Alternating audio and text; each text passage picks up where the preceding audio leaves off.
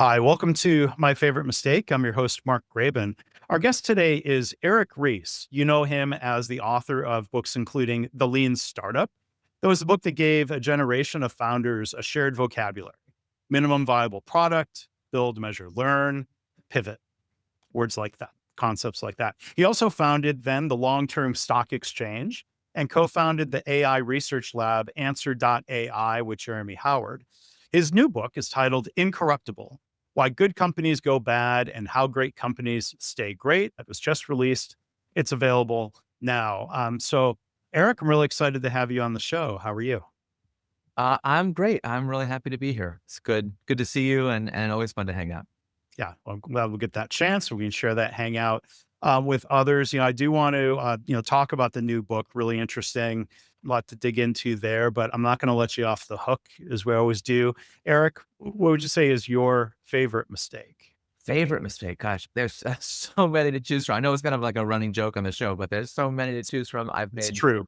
I've made mistakes that are like really catastrophic. And really, if you think about like biggest mistakes, they're all opportunity cost mistakes. Mhm. Every like mega company of the last, I don't know how many years, I could have had the chance to work there. I could have had the chance to invest in it, turned them all down. So don't take your investing advice from me. But my favorite mistake's got to be this one, I think. Okay. So when I did my very first startup, I remember about this in the lean startup, did a startup. I was still in my dorm room.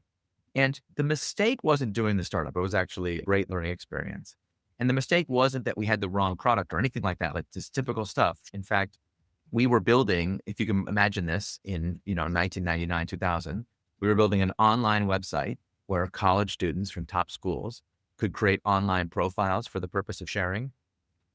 Mhm. And if you recall, that did turn out to be a pretty big product just a few Mhm. years later. We were not like really in the wrong place, but what our mistake was that we fundamentally did not know what it meant to create a startup.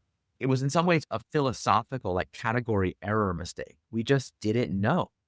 And Mhm. so we were flailing around trying to piece together what to do based on, case studies and the stuff you'd see on TV. This is during the dot-com bubble, and this is quite a long Mhm. time ago. And I'll never forget, I was afterwards. So after the whole thing collapsed, when the dot-com bubble collapsed, it collapsed. And the movies, okay, movies about entrepreneurship.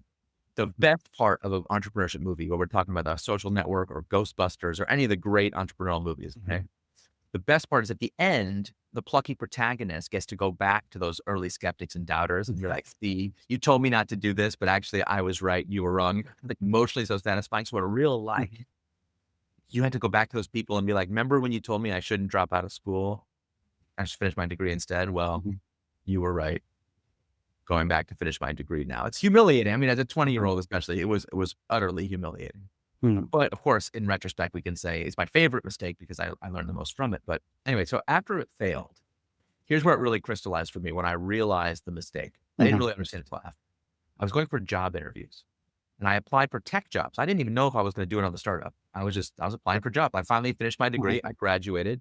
The startup failed so quickly that I wasn't even that far behind my peers. That's Yeah. how big it was. And I applied for jobs in Boston, New York, Seattle, Austin, the Bay Area, Mhm. something like that. And how people reacted to my experience was very different in different places. Mhm. I'll never forget being in Boston. Went down to Boston. I worked for this interview with this very cool company. Like everyone's dressed in suits. They all come from like a strategy consulting background. There's like serious people. And I'm like, oh yeah, I Yeah. want to work with serious people. And they said, I see here you have a failed startup on your resume. What happened? And I'm like, well, we built this product and nobody wanted to use it. And so Mhm. I'm like, yeah. But the tone was negative. Like, Oh, they were like super annoyed about it. They're like, well, but now that you realize your mistake, what would you do differently? And I was like, "What do you mean?" They're like, "As a matter of strategy, what did you learn? How would you repeat this? How would you avoid repeating this error?" And I'm like, we would probably make a product that people do like, and maybe we would, save money on our office for." And I was just like giving them like the kind of practical tips that, they're like, "That is not strategy." I was like, I had this moment of total panic. I realized I don't know what the word strategy means. yeah. I somehow managed to build, launch, and blow up a startup with like a not insignificant amount of money Mhm. and not and Yeah. like the not insignificant valuation. Like we actually built a cool product. We've done a lot of stuff. And I was like, I don't think we really actually had a strategy. Yeah. We weren't even thinking at that level. Anyway, so I was like, I obviously did not get the job in Boston. Yeah. Meanwhile, I come out to Silicon Valley, and whether I'm interviewing with big companies or small companies in Silicon Valley, nobody asked me that kind of question. It's like talking to art critics about art. No, the famous Picasso line when you talk to artists, they talk about like how they get cheap turpentine. Right. I'm not talking about high concept, airy fairy stuff. Everyone in Silicon Valley was like, "Oh, this is great. You have a failed startup on your resume. Yeah. Well done. Congratulations." Not great, not great that you had failed, but great that you would share that, right? No, Or both. great. They actually both. They said, "It's great." I said, "Why is it great?" I was expecting to apologize. I said, "Don't apologize. What's great is that you must have learned really valuable lessons on somebody else's dime. Yeah. So someone else paid for your education. We don't have to pay for it." And that was really my introduction to the ethos of Silicon Valley, especially as it was in those golden years. That failed. Like, they didn't ask me what lessons have I learned. They understood that the lesson is inner. So that's not the thing they had to ask about. So yeah, that's my favorite mistake. Yeah. Now, to be fair, I mean, you had investors, and I guess your investors or your mentors also didn't know what the word strategy meant, or they didn't. Well, it was the dot-com bubble. During manias, Yeah. all the rules fly out the window. So Uh, people were investing in stuff they had no business investing in. And it's interesting, like when I say we had no strategy, we had a lot of strategy documents. We built this we were like very smart. If you look at the people involved in that startup, they've all gone on to do amazing things. mhm. There was a very elite club of people who was in this startup. I might be the least successful of anybody if you really think about it. And they, we had like a 40-page business plan with these like massive Excel spreadsheets. I remember we had an Excel spreadsheet to model the business. It was so complicated, it would crash Excel periodically. It was too complicated to run in those. It was just like, it was really well thought out. And it was like such a classic mistake. We didn't understand what entrepreneurship was. So when I say we had no strategy, we did have a strategy. We had a strategy that was like a prediction of all these things that was going to happen. I remember we calculated down to the last decimal place the value of each customer we could sign up. And it was like huge. Each customer was worth like $1,000. So of course we could be profligate in our spending to acquire a customer because they're worth Mm. $1,000. So the problem wasn't that we had no strategy. The problem was that the strategy was based on a whole raft of leap of faith assumptions that weren't true. As the old saying goes, it's not the things, it's what you believe that just ain't so. It gets Yeah. you like that was really the essence of the mistake, is we had like convinced ourselves that we were smarter than reality. We knew how to predict the future. We knew what was going on. That's when you're an elite student, that's how you get trained. Mhm. So you get an A on the assignment through diligent effort. And of course, Yeah. entrepreneurship requires something a little. Yeah. So knowing the answer versus finding it through a hypothesis and iteration. And I mean, this is foundation for what you then later kind of crystallized and wrote about in the lean startup. Totally, totally, exactly. Another cautionary tale of what happens when you don't have that. Now, the product, when you say online profiles for students and career, this was more of like a student LinkedIn, the sound Yeah. closer to Well, LinkedIn, honestly, not Facebook, but the Facebook. well, right. If you had pitched us Facebook, we would have said that's not a real business. Yeah. We were trying to be, we were like cosplaying. We wanted to be a serious business. We'd be like Yahoo. That's not a serious business. They're all about clicks. We're going to build a serious business. We're going to have a product that we sell for money. So yes, we thought the online profiles should be used to help students get jobs, which we did do. I mean, it wasn't such a failure that we didn't do it. We built a really cool product. We did get some customers, but just the whole economic engine of it was so untethered to reality that it exploded once the free flowing capital disappeared. We were totally toast. Yeah. And I guess in a mania, it was easier to get funding when you don't know about entrepreneurship, you don't know about strategy, that there was a pitch. I guess the pitch was good. It was delivered well, right? I guess so. I mean, I think back on it. I don't know how well it was delivered. I honestly can't. It's Sure. hard for me even to imagine what was going on in our investors' minds. But yeah, I think they had seen the pattern. A lot of investing is pattern matching. And listen, it's not the worst idea. Like, a lot of people who are rich are too cowardly with their money. So Mhm. in some ways, like, it made a certain amount of sense, like to take a flyer on these young guys who seem like they knew about this newfangled technology thing. What the heck? Mhm. But yes, I think in retrospect, it was a pretty bad investment because, again, we didn't know what we didn't know, Sure. and we didn't have the runway to figure it out. Yeah. And not knowing what you don't know is different when you can do small, fast, cheap experiments, as a lot of people have learned from you. Yeah, I mean, Yeah, this was right back to the core. it wouldn't have been that. It would not, in retrospect, it would not have been had to be that different of a plan to lead to something really good. Because the core product insight, I was in charge of the technology. My part was good. Like the technology was good. The core customer insight behind it was good. Like we know what we were doing. But honestly, I really think if we had read the Lean Startup, we would have been fine. But Right. no one had written it yet. I mean, I guess the investors must have shared the leap of faith assumptions. I mean, was the problem overvaluating, or that's not a word, overestimating the value of the customer once acquired? Oh yeah, yeah. I mean, if you think about like from a tactical perspective, yes, we were just spending too much on customer acquisition Mhm. relative to the actual value of customers, and we didn't really know how to do enterprise sales. Yeah, So we were operating a playbook that kind of like assumed that we would be able to convert the customers into the student profiles into this economically valuable activity mhm, in very short order. And of course, we didn't know how to do that. yeah, We didn't have any virality built into the product like Facebook did, which would have solved all our problems. If anyone even suggested that to us, it would have been very helpful. But again, we had tons of, and again, we had investors, we had tons of business mentors. Like nobody was talking to us about how to build a startup. No one had any clue about it. It was like we were being given very generic business advice mhm, that, that had worked for them in their careers, not necessarily what works in the startup. yeah. So I guess back to the two key questions, Steve Blank and you and others write about can you build it and should you build it? It sounds like the can you build it test passed really well, but in hindsight, it became clear the should, the answer to that. Well, yeah, and of course, Oh, when you right, say it that way, you make it sound so clean, but of course, the real question is, what right, is it? right, Is it economically valuable? So yeah, again, at the time, I would have said, I did my part. I did my part. I did a good job. It is valuable. But again, building something that nobody wants is not praiseworthy if you do it on time and on budget. sure. It's like And you're like in a car, you're like a general manager in a car and you're driving it over a cliff, but you're like, "Look, excellent gas miles. Hey, look how right, efficient my engine is, like, but we're going the wrong way. We need to turn. We need to pivot to a different direction."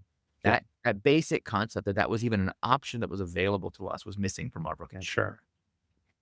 So, I mean, I think, going back to other stories that you shared in the lean startup and times I've seen you speak, I mean, you've got a habit of sharing mistakes, not to beat yourself up, but to focus on the learning. And, I think that sets a good example. Yeah, I think it's inevitable when, somebody writes a book or has a movement that there are mistakes made in the name of that movement. So I don't know, one follow-up question I wanted to ask about the lean startup was, was there a common mistake that readers of the book or half readers of the book, maybe applied that helped set up the problem you're writing about now and in Incorruptible? I'm very proud of the work that we've done with the lean startup movement and the Mhm. fact that so many people like these concepts became kind of conventional wisdom in a certain way among a lot of entrepreneurs. And even the people that are opposed to lean startup have to carry the meme forward in order to criticize it.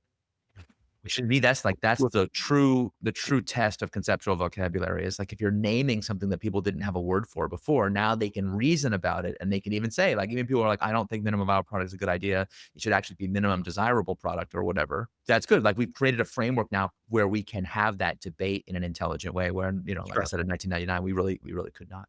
Um, and it did in a certain way. Its very success laid the groundwork for the new book Mhm. because so many people I've helped start companies are today incredibly successful and wealthy by conventional metrics, and they're totally miserable because ultimately they built something trustworthy. They built something really special and then they lost control of it.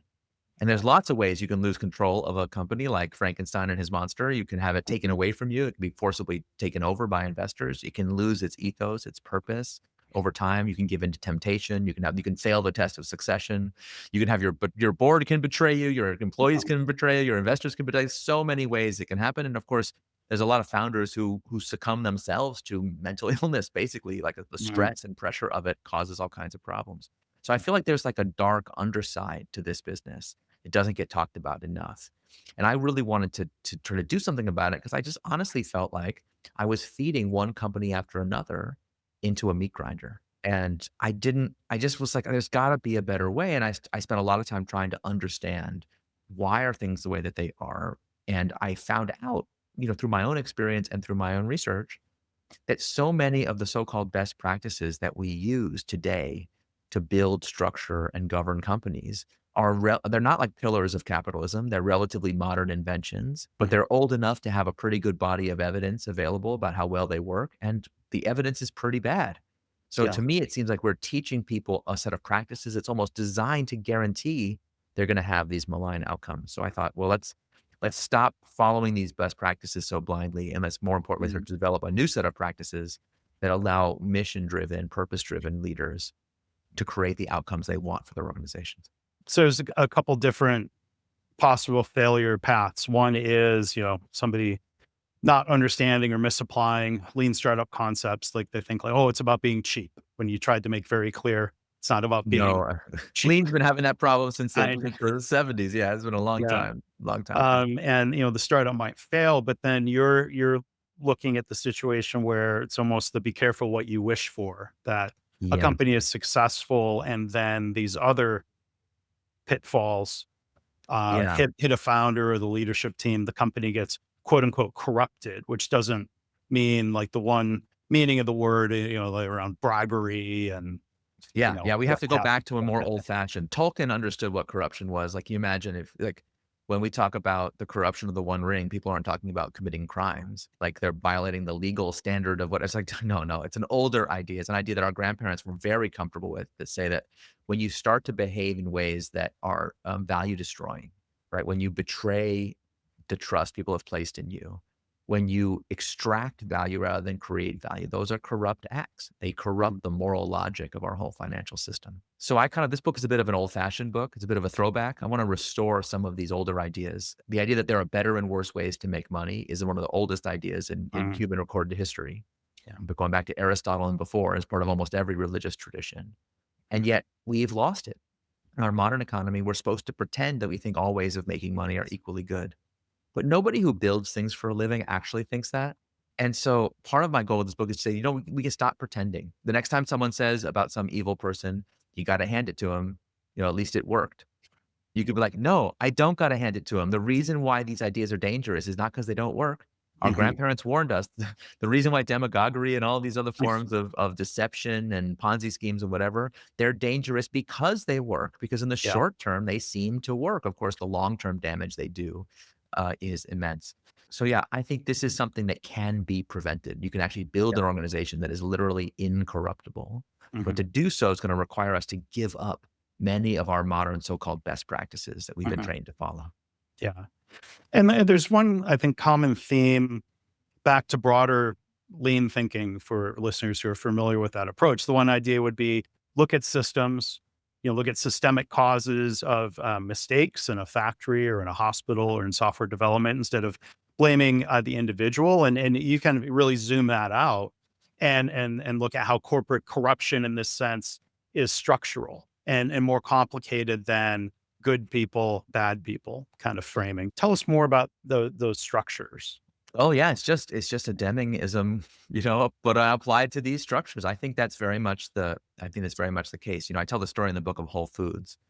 which went through this kind of self-destruction where it couldn't do what it needed to do. Its stock price fell. Activists came in and basically forced it to be sold. And John Mackey's like last act of defiance was to sell it to Amazon instead of the person that the activists wanted to sell it to. Yeah. So like even in the end, his victory was kind of a form of defeat. Today, people hear these stories and like, well, Whole Foods is still around.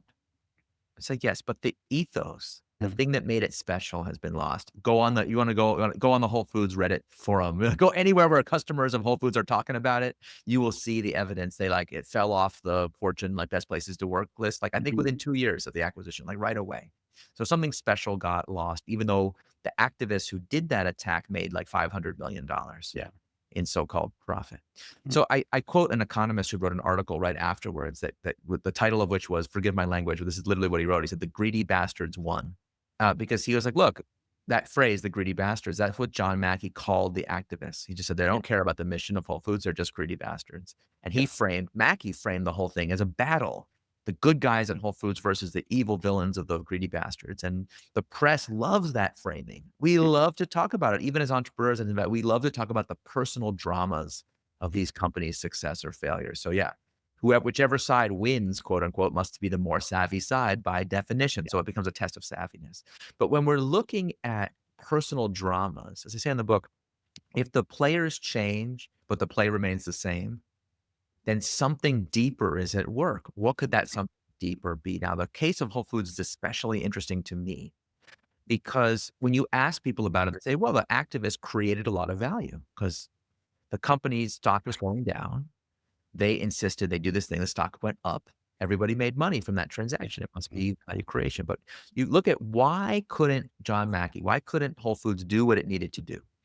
The simple thing it had to do was cut prices. Okay, for many, many years, Whole Foods was the premium category leader, Right. and their margins were too high. The problem was that anytime their margins went down for any reason, Wall Street would punish them by driving their stock suddenly lower. So the whole company had learned this very important lesson that you have to keep the stock price up, you have to keep margins up.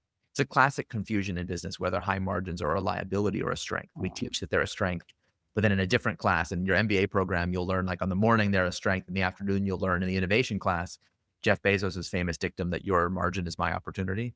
Yeah. So their margins were too high. Now, here's the really fascinating thing. You ask people, you do 5 whys. Why did they refuse to raise prices? You'd be like, well, they were afraid the stock price would go down. But why did they need the stock price to be high? Why was that important? Is that really an operational goal that is important to the company? People will be like, well, of course they want it to be high. We say, but why? Seriously, why? Maybe because they're greedy. Well, no. John Mackey had literally donated all his stock options to charity, saying he only wanted to work for the love of the thing itself. Yeah. So his personal greed could not have been the motivation. He was like, well, it's important to have a high stock price in case you ever have to raise money. Because, there's a lot of money burning startups out there that need. But Whole Foods, this is the craziest stat, I think, to me of the whole story. Whole Foods was profitable every quarter and every year that it was a public company, including 2008, when its stock price dropped 90%. So they didn't need it to raise money.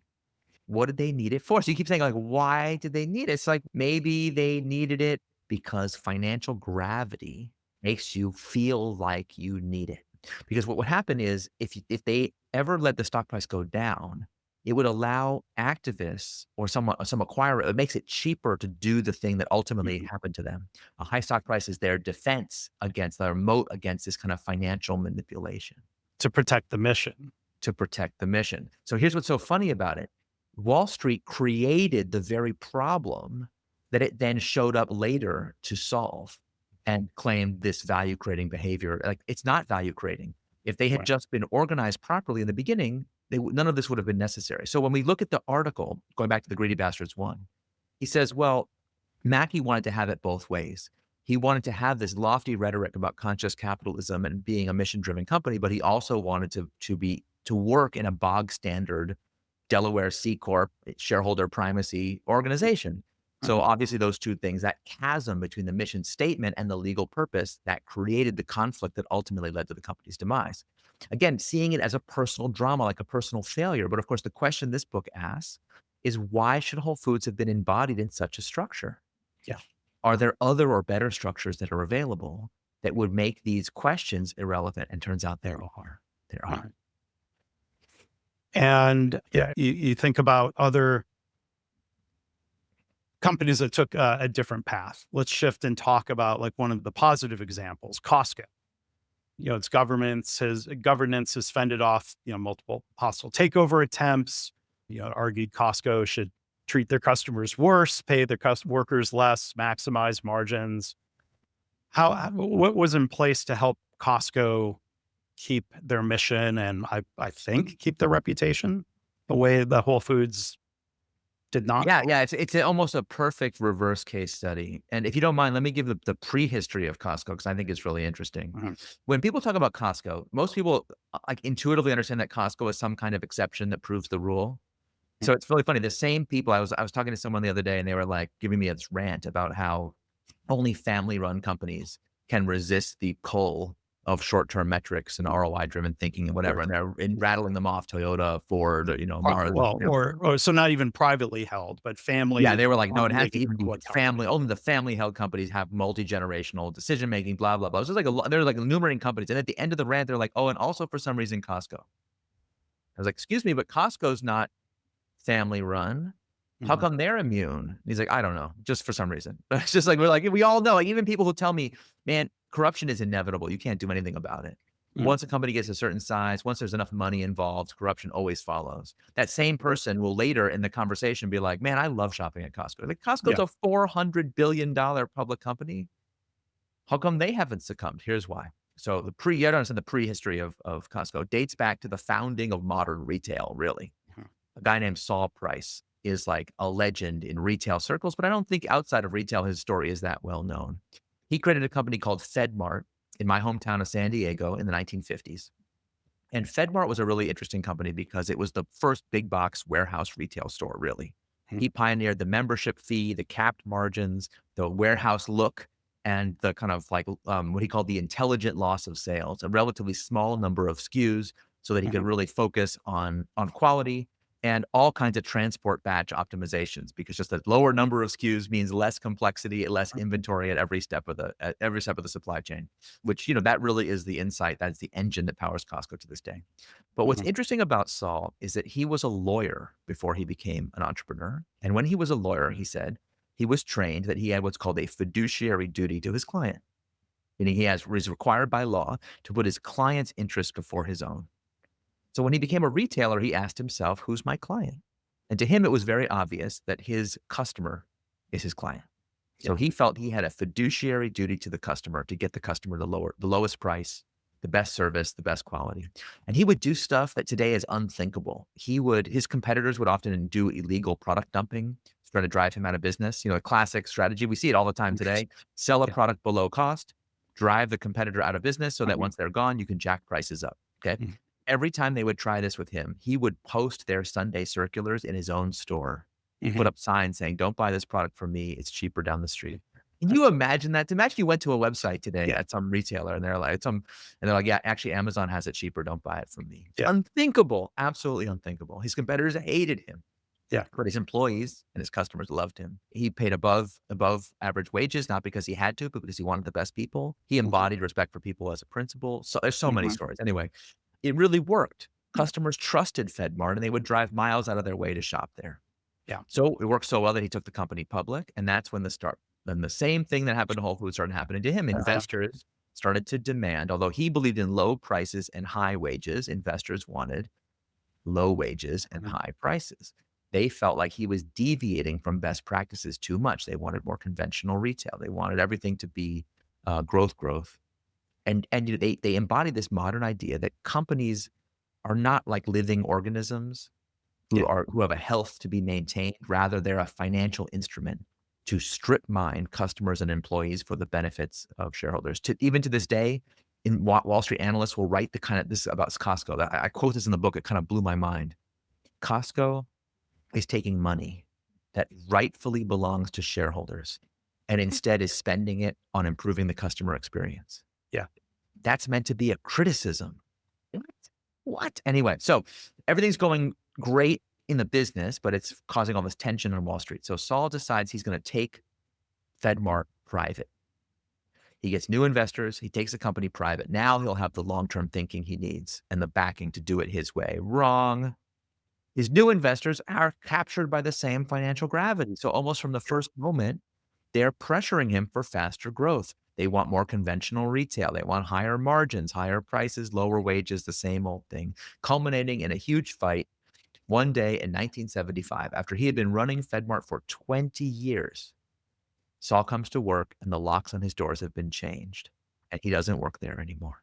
Yeah. Every founder, I quote in the book that among venture-backed founders, Harvard Law School did a study that showed that among venture-backed companies, only 20% of founders will still be the CEO even 3 years after an IPO. Everyone's like, "Well, I'm part of the 20% exception." I'm like, "Okay, good luck. Good luck with that." We are just hemorrhaging people out of the system for no good reason.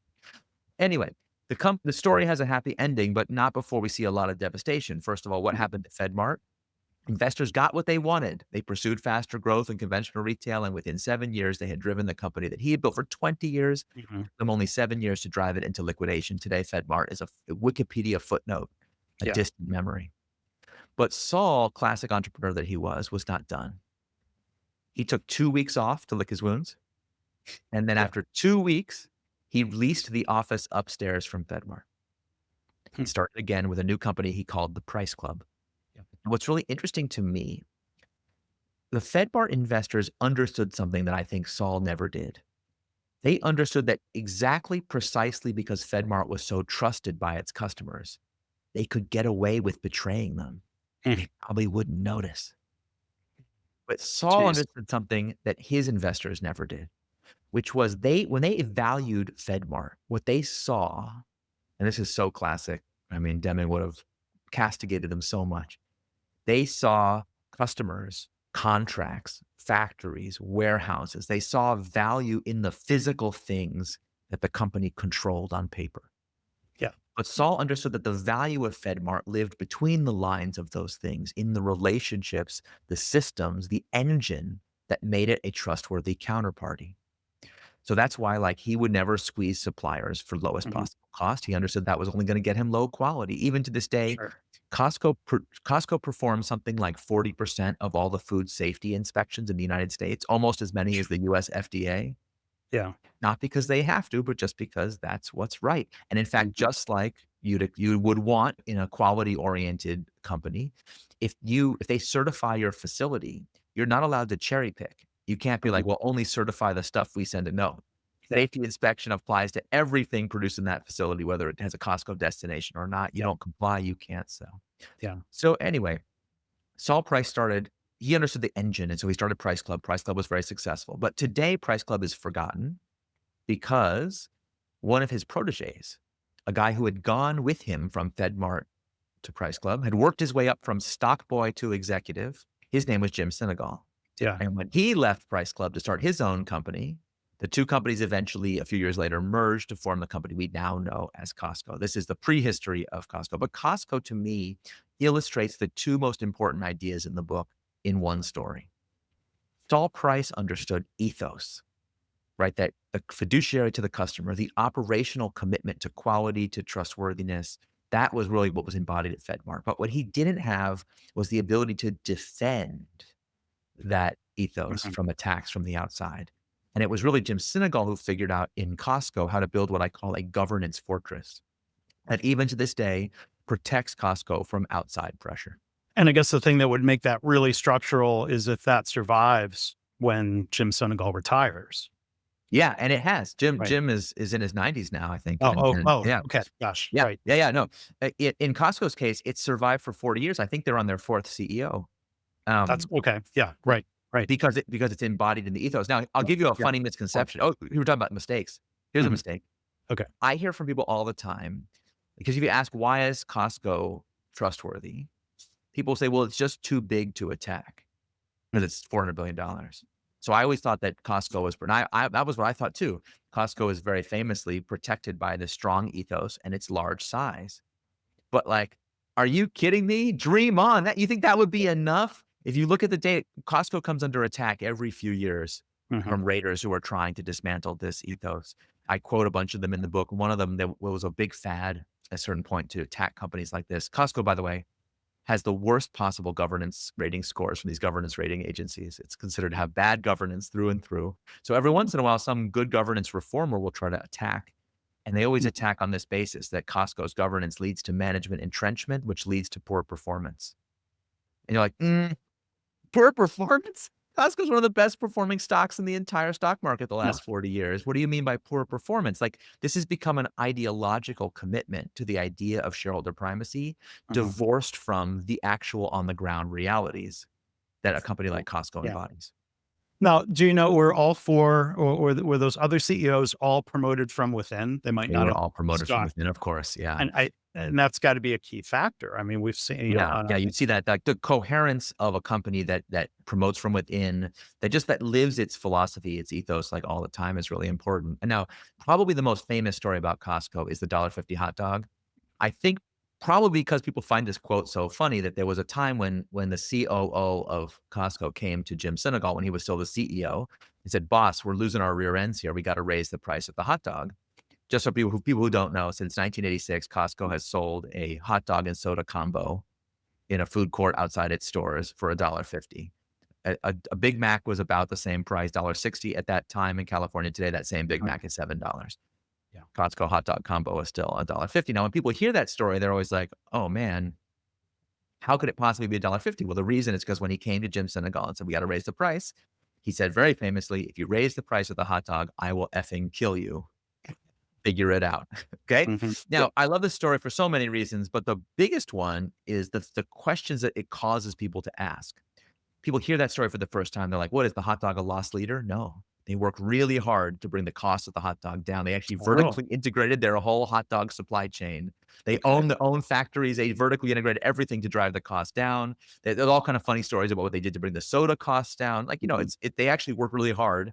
They do all this extra work for no reason, just to keep this promise to customers. Yeah. Yeah. I mean, a company like Toyota would call that value engineering in terms of like Absolutely. you have a price target and you figure out how to engineer it to And you make it and you make output. it work. Yeah. And people Yeah. hear that and they're like, "But it's so much extra work." Yeah. Trustworthiness is hard Yeah. work. Welcome to business. But Yeah. here's the really thing I think is interesting. I've told this story to audiences all over the world. Nobody has ever asked me, why did the COO want to raise prices? Because of course he did. That's how we Mhm. teach modern business. If Right. you can raise prices, just to give you a sense of the scale of this, Yeah. Costco sells more hot dogs in a given year than every Major League Baseball stadium combined. They Yeah. sell 200 million combos. So every dollar they could get away with raising prices would be $200 million of pure profit.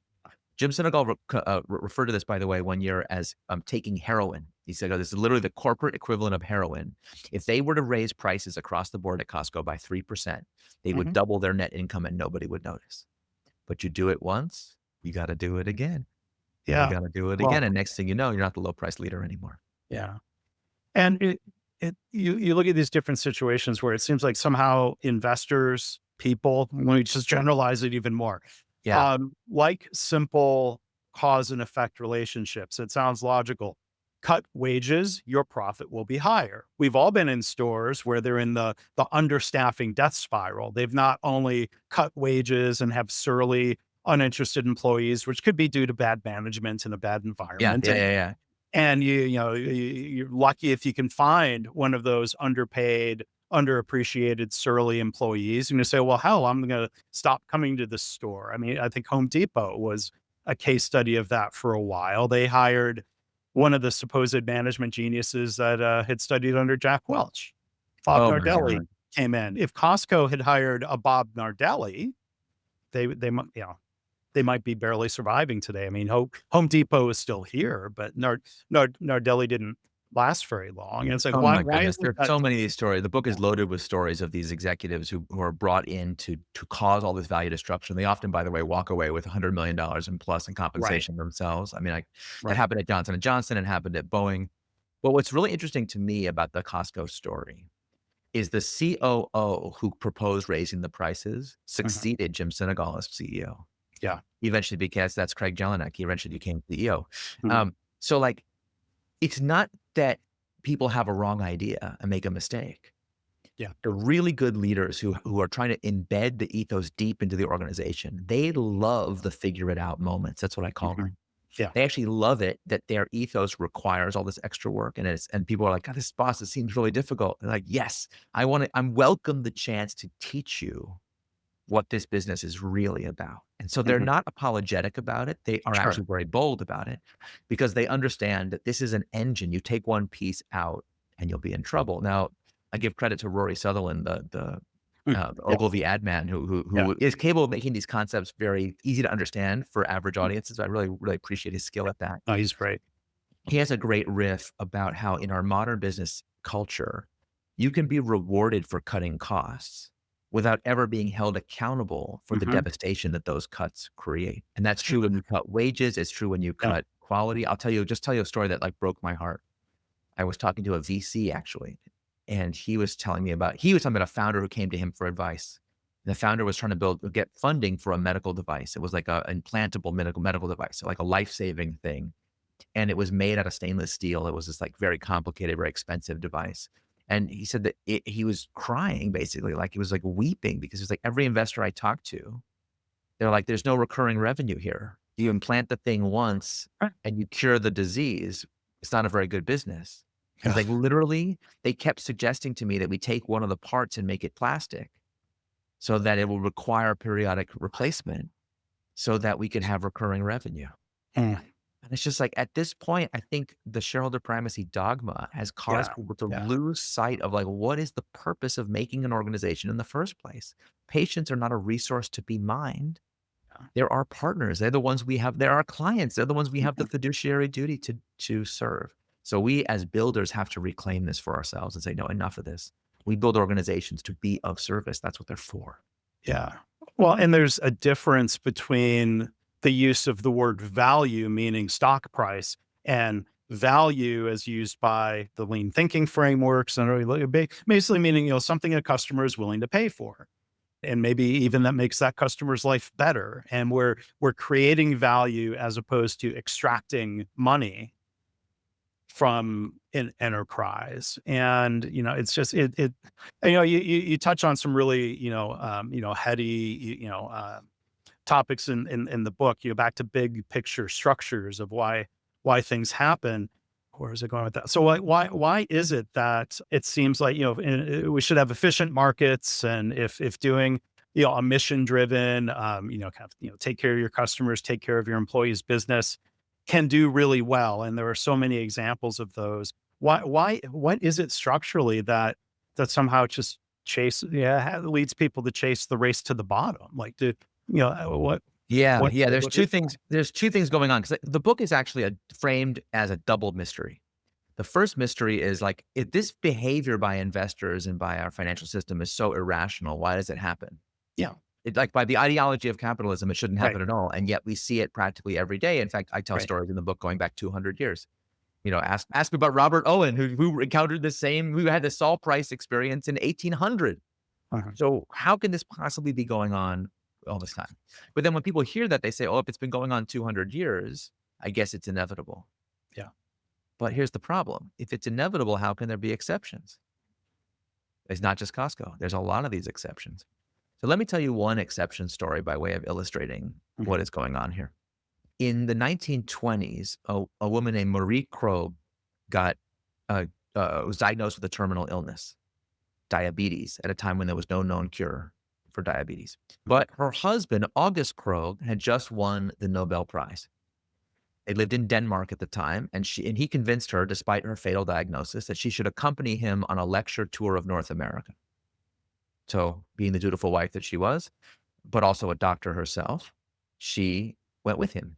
They came to North America. And during the lecture tour, she was sitting at dinner next to one of the other scientists at the lecture, who told her that actually in Canada, a series of scientists had isolated insulin for the first time, a potential cure for diabetes. So she convinced her husband that they should extend their trip, travel to Canada, and go see this technology for themselves, which they do. They're immediately, because there's both scientists, they instantly grasp the significance of this breakthrough.